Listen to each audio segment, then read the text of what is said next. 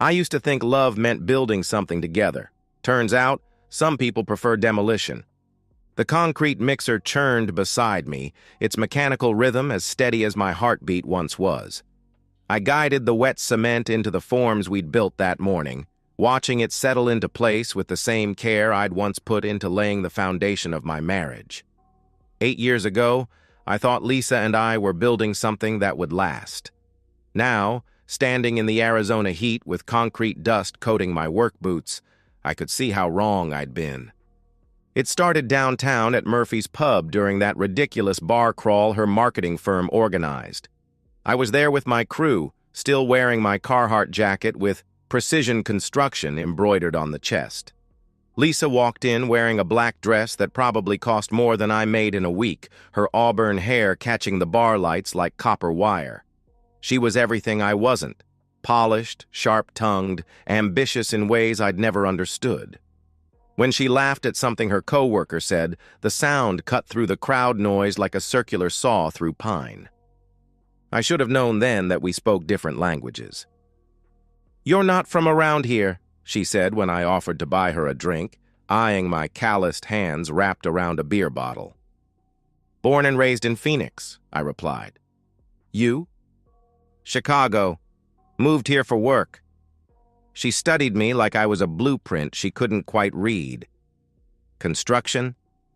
Residential and commercial. You? Corporate strategy." The way she said it made it sound like she was speaking a foreign language I'd never learn.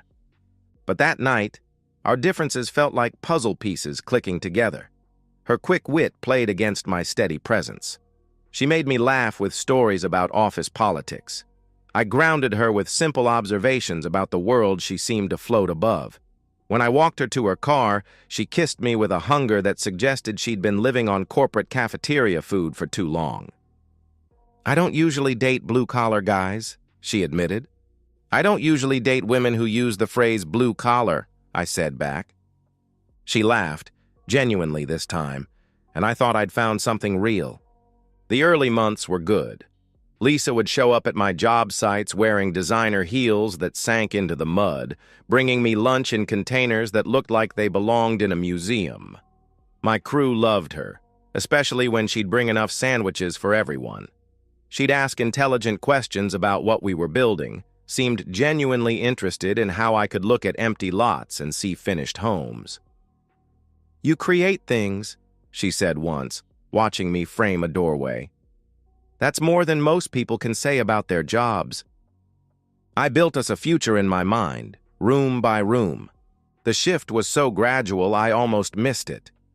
Lisa got promoted to senior account manager, then regional director. Her salary doubled, then tripled mine. She started coming home later, talking about networking events and client dinners, in the same tone she might use to discuss quarterly reports. The little rituals that had bound us together began to fray. She stopped coming to my job sites. Then she stopped asking about them. The first time I noticed her washing her hands immediately after I touched them, I told myself she was just tired. When she forgot to mention the company Christmas party until the day after it happened, I convinced myself she thought I'd be bored. When her laughter at my stories became mechanical, forced, I blamed myself for not being more entertaining. But I couldn't ignore the dinner parties. "This is Mark," she'd say to her new corporate friends, her voice taking on that particular tone people use when they're explaining something embarrassing. "He's in construction." Not, "He builds homes for families," or "He's incredibly skilled at what he does." Just, "He's in construction," followed by a dismissive wave and a quick subject change to quarterly projections or market demographics. The correction came at a barbecue hosted by her director. I was telling a story about a foundation we'd poured in difficult terrain, proud of the problem-solving it had required. "You mean you laid the foundation?" Lisa interrupted, her voice sharp enough to cut glass. "Not poured." The group went quiet. I looked at her face, flushed with what I now recognize as shame. "Actually, we call it pouring when—" I started. "Mark's still learning proper terminology," she said with a laugh that sounded like breaking glass. You know how it is when you spend all day swinging a hammer? The words hit me like a sledgehammer to the chest, not because they were mean, but because of how easily they came out of her mouth, like she'd been thinking them for months, just waiting for the right audience. I excused myself to get another beer and stood by their granite countertop, looking out at their manicured lawn, finally understanding what I'd been too blind to see. Lisa wasn't just taking me for granted. She was ashamed of me, ashamed of what I did, how I talked, who I was when her coworkers weren't around to witness her charity work in dating down. That night, lying beside her in our bed, the bed I'd built with my own hands, I stared at the ceiling and made a decision. I started paying attention, really paying attention, and what I saw made my hands shake, not from fatigue, but from rage. The clock read 2:47 a.m. when I gave up trying to sleep and studied Lisa's face in the moonlight filtering through our bedroom blinds. She looked peaceful, almost innocent. Her auburn hair spread across the pillow like spilled paint. If I squinted, I could almost see the woman I'd fallen in love with 8 years ago. Almost. But I'd spent too many years reading blueprints to ignore structural problems when they were staring me in the face. I started small, the way you start any construction project, with careful observation and measurement. Lisa's phone had become Fort Knox over the past 6 months. Always face down, always password protected, always within arm's reach. She'd take it to the bathroom, to get coffee, anywhere she might be separated from it for more than 30 seconds. The next morning, she left it charging on the kitchen counter while she showered. I stood there for 5 minutes, listening to the water run, knowing I was about to cross a line I couldn't uncross.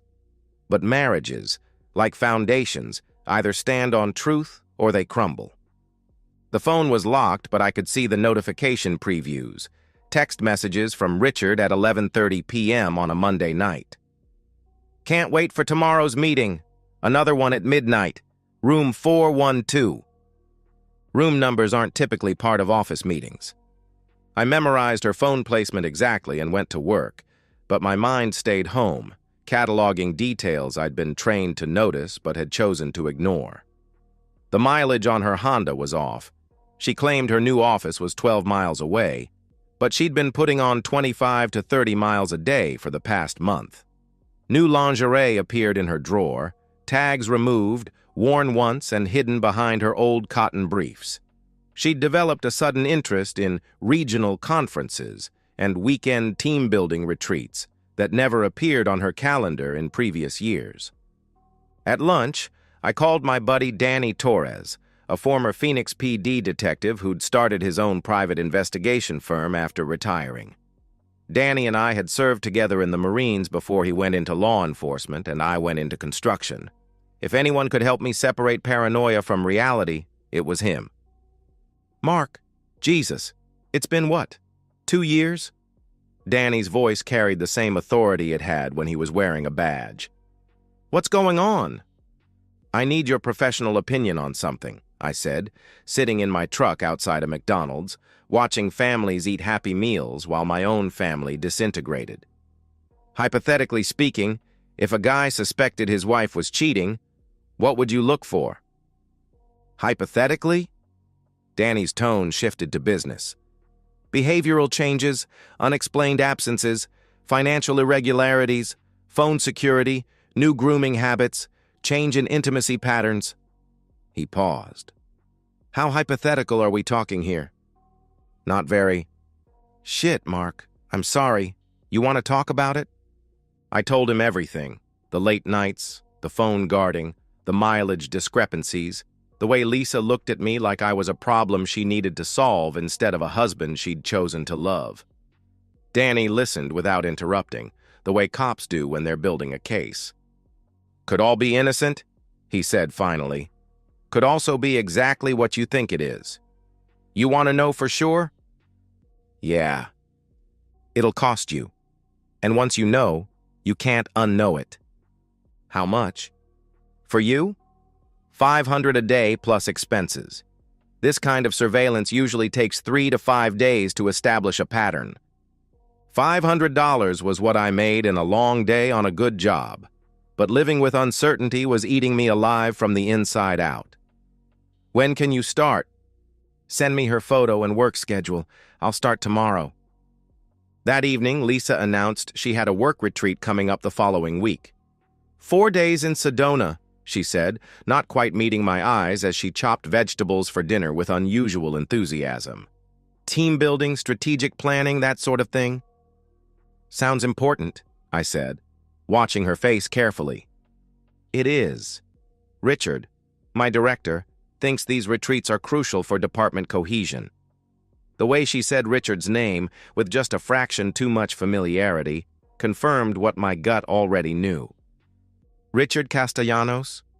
The one you've mentioned before? Yes. He's been incredibly supportive of my career development.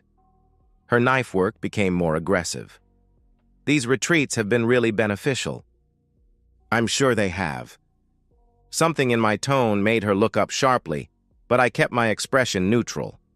In construction, you learn to keep your poker face when you discover termite damage or foundation cracks. Panic doesn't fix problems. Careful planning does. Later that night, I found Lisa packing for her retreat with the kind of careful attention she used to reserve for our anniversary dinners.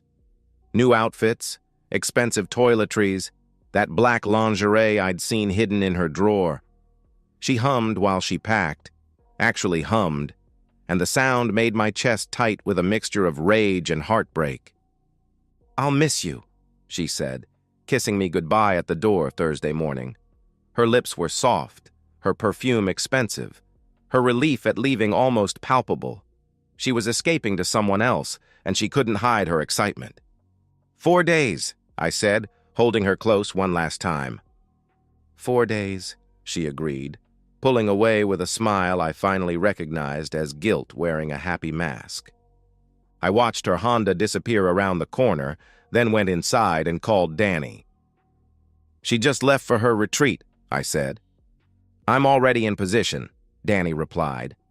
4 days, Mark. In 4 days, you'll either be the fool who wasted money on paranoia or the fool who married a stranger. I knew which one I was going to be. The only question was what I'd do about it. Danny's envelope arrived on Monday morning like a demolition order, thick and heavy in my hands as I sat in my truck outside the post office. I'd spent the weekend in a strange state of suspended animation, going through the motions of normal life while waiting for confirmation of what I already knew in my bones. My hands shook as I tore open the envelope. The first photograph hit me like a sledgehammer to the solar plexus. Lisa and Richard Castellanos wrapped around each other in what looked like a hotel pool, her head thrown back in laughter I hadn't seen in years. She wore a red bikini I'd never seen before, and Richard's hands rested possessively on her waist. But it wasn't the physical intimacy that destroyed me. It was the joy on her face. Pure, unguarded happiness that she hadn't shown me since the early days of our marriage. The next photo showed them at an intimate dinner, candlelight flickering between them as they leaned across a small table, fingers intertwined. Lisa wore the pearl earrings she'd told me her boss gave the whole team as a Christmas bonus.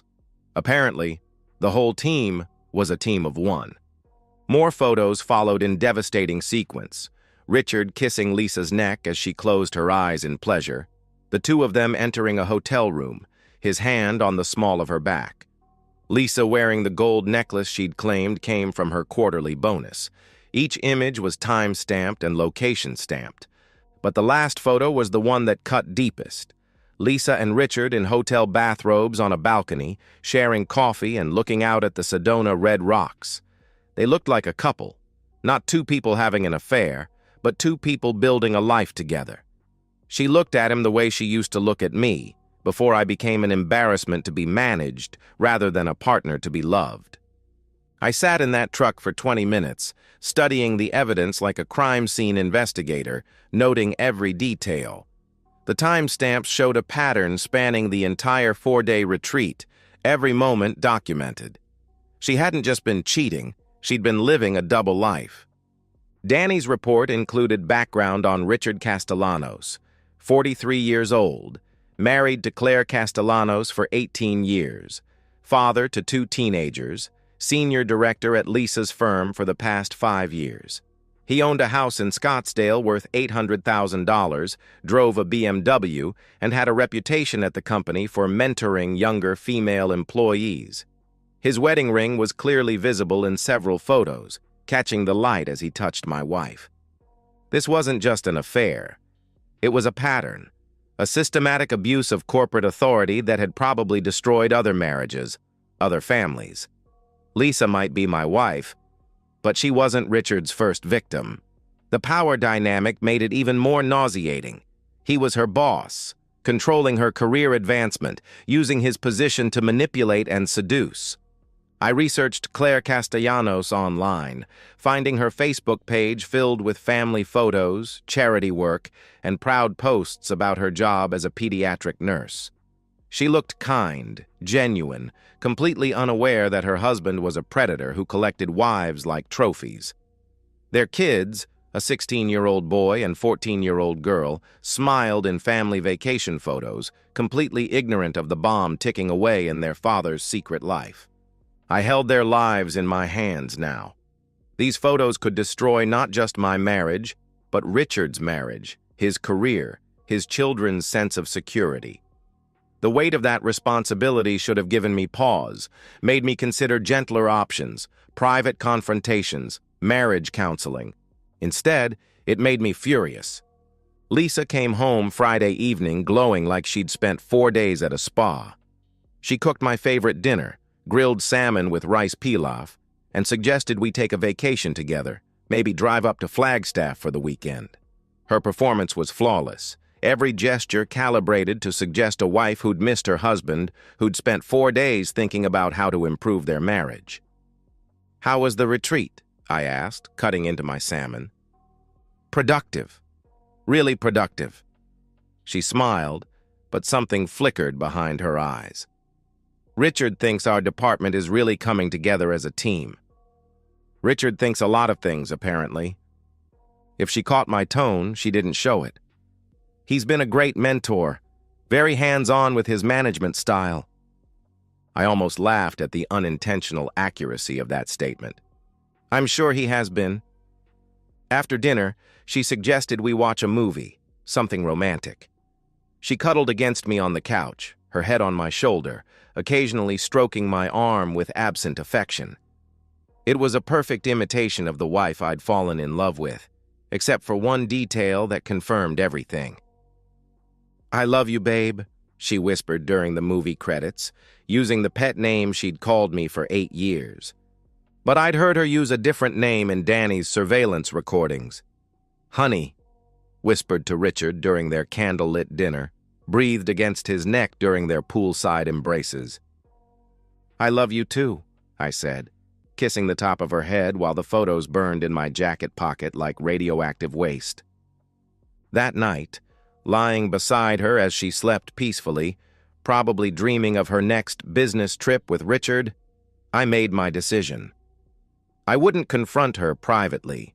I wouldn't give her the chance to spin lies, beg forgiveness, or promise to change. She'd had months to come clean, to show even a shred of guilt or remorse. Instead, she'd looked me in the eye every single day and lied. She wanted to play games with appearances and respectability, corporate hierarchies, and professional networks. She'd made our marriage into a performance for her convenience. Fine. I'd give her a performance she'd never forget. The black gift box cost me $47 at a boutique downtown, the kind of place Lisa shopped when she wanted to impress her corporate friends. Elegant, sophisticated, with a magnetic closure that whispered expensive when it snapped shut. I selected burgundy ribbon that matched the color of the wine Richard had ordered during their dinner at the Phoenician, a detail from Danny's surveillance that felt perfectly appropriate. I spent Monday evening arranging the photographs inside the box with the same methodical care I used to organize blueprints. Each image told part of the story, chronologically arranged so the recipient would experience the full narrative arc of deception. The poolside embrace as the opening act, the intimate dinners building tension, the hotel room entries for the climax, and finally, that devastating balcony photo as the conclusion, two people building a future on the ruins of their existing marriages. The note took me 3 drafts to get right. Too much anger would make it look unhinged. Too little would diminish the impact. I settled on elegant simplicity, handwritten in my best penmanship on cream-colored cardstock. For my beautiful, beloved wife, here is a gift that I thought would be perfect for you. I know how much you value honesty and transparency in all your professional relationships. The irony was sharp enough to cut glass, but delivered with the same loving language she'd been using to lie to my face for months. Tuesday morning, I watched Lisa get ready for work with the detached fascination of an engineer studying a machine he was about to dismantle. She stood before our bedroom mirror, practicing confident smiles, adjusting her blazer, checking her makeup. Her morning routine had become more elaborate lately. Better foundation, more expensive lipstick, perfume applied with strategic precision to pulse points. "Big day today?" I asked, sipping coffee and watching her transform herself into the woman Richard Castellanos thought he was stealing. "Department meeting. Richard wants to present our quarterly numbers to the regional directors." She checked her reflection one final time. "Could be important for advancement opportunities. I'm sure it will be memorable." Something in my tone made her glance at me sharply, but I kept my expression neutral, the same face I wore when clients asked about cost overruns or construction delays. Professional, controlled, revealing nothing. "I might be home late," she said, kissing my cheek with lips that tasted like lies and expensive cosmetics. "These meetings sometimes run long." "Take all the time you need," I said. At 10 a.m., 30 minutes after Lisa's meeting was scheduled to begin, I drove to her office building and personally delivered the box to reception. The young woman behind the desk, Sarah, according to her nameplate, smiled when she saw the elegant packaging. "Special delivery for Lisa Henderson," I said, playing the part of devoted husband with the same commitment Lisa had put into playing faithful wife. "She's in a meeting, but I wanted her to have this when she gets out." "How sweet," Sarah said, clearly charmed by the romantic gesture. "Anniversary?" "Something like that." Danny was already in position across the street with a telephoto lens and professional patience.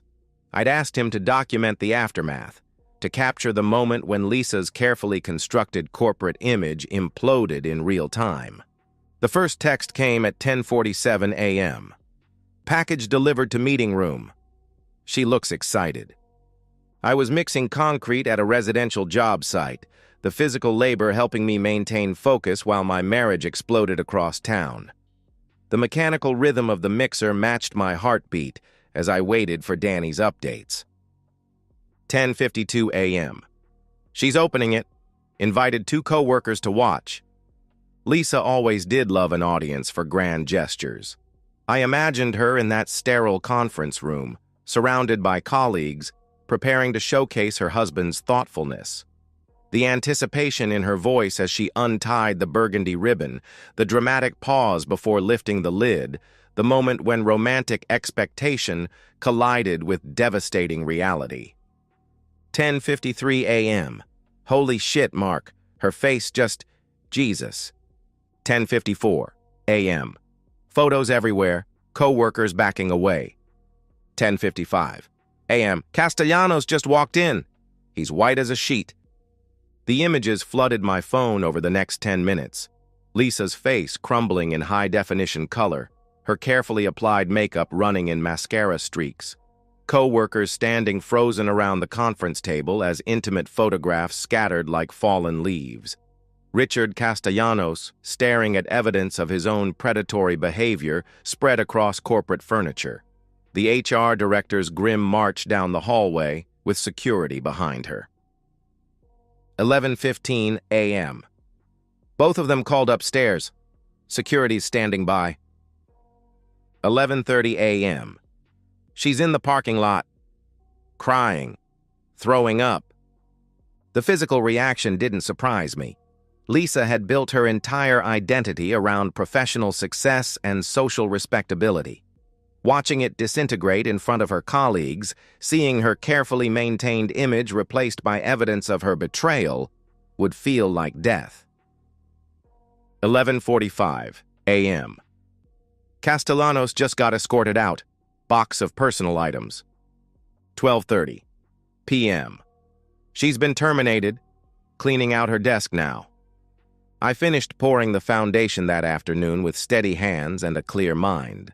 The concrete settled into perfect form, level and true, ready to support whatever structure would be built on top of it.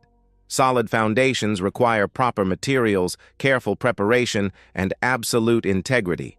Cut corners or use inferior components, and everything built on top eventually collapses. Lisa came home at 3:17 p.m., her Honda pulling into our driveway with the erratic speed of someone barely maintaining control. I heard her pounding on our front door, screaming explanations and apologies through the wood, her voice raw with desperation. "Mark, please, I can explain everything. It's not what you think." But it was exactly what I thought. Worse, actually, because the surveillance had revealed not just an affair, but a systematic deception that had poisoned every interaction between us for months. I slid the divorce papers under the door, papers I'd prepared the day before after studying Danny's photos, knowing that some structural damage can't be repaired, only demolished and rebuilt from scratch. "Mark!" Her fist hammered against the door. "Don't do this! We can work through this!" But there was no we to work through anything with. She'd made that decision months ago when she chose to build a secret life with her boss instead of fixing the problems in our marriage. The pounding stopped around sunset. Through the window, I watched her Honda disappear around the corner one final time, carrying away the woman I'd loved and the stranger she'd become. I built us a life. She chose to tear it down. Now she could see what happened when someone who actually knew about construction got to work. The aftermath unfolded with the systematic efficiency of a controlled demolition, each collapse triggering the next in a cascade of consequences that exceeded even my calculated expectations. Claire Castellanos received her own anonymous package on Wednesday, exactly 24 hours after Lisa's corporate meltdown. I debated whether to involve Richard's family directly, but his children deserved to know what kind of man their father really was before they started making their own relationship choices. Danny's surveillance had revealed this wasn't Richard's first affair, just his most photographed one. Claire filed for divorce within 48 hours of opening her burgundy-ribboned box. 18 years of marriage dissolved in the time it took her to flip through evidence of her husband's systematic betrayal. Arizona is a community property state, which meant she'd get half of everything: the house, the retirement accounts, the BMW. Richard would also be paying alimony and child support while starting over at 43 with a destroyed reputation. The company moved swiftly to contain the scandal. Richard lost not just his job, but his executive pension, forfeited due to violations of corporate ethics policies. Lisa's termination was classified as dismissal for cause, which meant no severance package, no COBRA benefits, no professional references. Both of their names went into the industry databases that track workplace misconduct, effectively blacklisting them from major corporate positions in Phoenix. The news spread through their professional network with viral efficiency. Corporate environments thrive on gossip, and the story of a senior director caught in an affair with a subordinate, exposed through photographs delivered during a department meeting, became legendary. Lisa's attempts to rebuild her reputation failed before they began. She was now that woman who'd had an affair with her married boss, whose personal life had exploded in spectacular public fashion. I maintained strategic silence throughout the fallout, never gloating, never explaining, never dignifying the few mutual friends who called seeking gossip with detailed responses. When people asked where Lisa was, I simply said she'd moved out. When they pressed for details, I told them to ask her directly. Let them discover the truth the same way I had, through careful observation and patient investigation. My co-workers at the construction site noticed my improved mood, but respected blue-collar discretion. Danny Torres brought me a beer the following Friday and said simply, "Hell of a job, Marine. Precision demolition at its finest." That was the only commentary I needed. Lisa took a job in Tucson within a month, a significant step down in both responsibility and salary. Her confidence, that sharp-edged ambition that had initially attracted me, had been sandblasted away by public humiliation. She'd gone from regional director to assistant account manager, from corporate strategy to basic client services. The fall was exactly as far as her betrayal had been deep. Richard's divorce proceedings became a master class in financial devastation. Claire's attorney subpoenaed his company records, revealing a pattern of affairs with subordinates spanning 5 years. The evidence transformed what could have been an amicable separation into a complete asset seizure. His children chose to live with their mother full-time and requested supervised visitation only. The family camping trips and baseball games Richard had once enjoyed became awkward, court-mandated meetings in public spaces. The social consequences extended beyond legal proceedings. Richard's Scottsdale Country Club membership was quietly revoked after other members complained about his presence making their wives uncomfortable. His adult softball league asked him to leave mid-season. The professional networks he'd spent 20 years building evaporated as companies became reluctant to associate with someone whose personal conduct had become a cautionary tale. I found unexpected peace in routine. Morning coffee tasted better. Work felt purposeful rather than obligatory. The house seemed larger without Lisa's constant criticism and manufactured crises. I didn't date, didn't seek sympathy, didn't explain myself to anyone who hadn't earned the right to hear the truth. 6 months later, Lisa sent me a handwritten letter. She'd tracked down my address through mutual friends, despite our complete lack of contact since the divorce was finalized. The letter was 8 pages of explanations, justifications, and requests for forgiveness. She claimed Richard had manipulated her, that the power dynamic had made her vulnerable, that she'd never meant to hurt me. She talked about therapy and personal growth, about understanding her mistakes and wanting to make amends. I read it once, sitting in my backyard beside the fire pit I'd built during our 2nd year of marriage. Then I fed the pages to the flames, watching her words transform into smoke and ash. Some structures could be repaired, reinforced, restored to their original integrity. Others were so fundamentally compromised that demolition was the only option. She'd taught me the difference between building something that lasts and building something that looks good until the first real stress test. I was still building. My business was thriving, my reputation solid, my foundation unshakable. I just wasn't building with inferior materials anymore. The fire consumed her letter completely, leaving only clean ash that I swept into my garden the next morning. Good soil requires organic matter, decomposed remnants of things that once lived, but no longer served their original purpose. I had houses to build, futures to construct, foundations to pour with precision and integrity. The past was ash and fertilizer now, useful only for what could grow from its remains. Some lessons are worth learning, even when they come at the cost of everything you thought you wanted. And so, we've reached the end of today's story. Was it what you expected, or did it take a twist you didn't see coming? I'm curious to hear your thoughts. Share them in the comments below, and let's get a conversation going. If this story kept you hooked, make sure to hit that like button. And if you're new here or just haven't subscribed yet, now's the perfect time to join our community.